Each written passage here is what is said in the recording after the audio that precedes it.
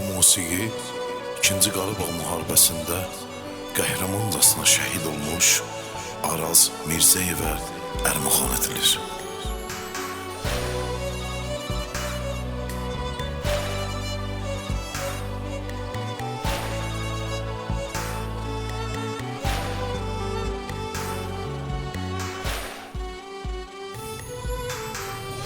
Ne bileydim Araz balam şəhid olacaq. Ne bileydim balamı dünya tanıyacaq. Sen benim gürur yerim, fəxrim sən oğlum.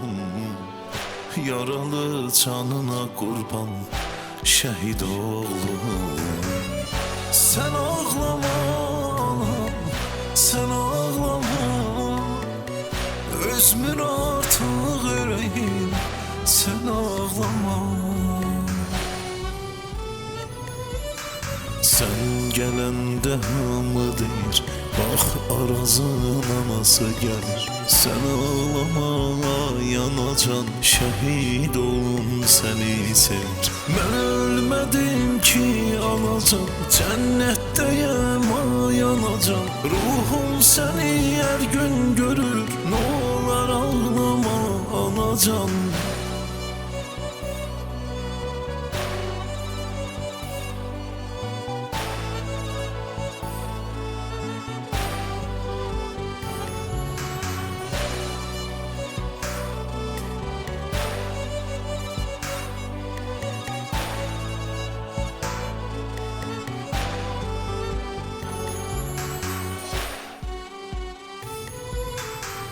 Kaş senin toyunu göreydim Araz bala.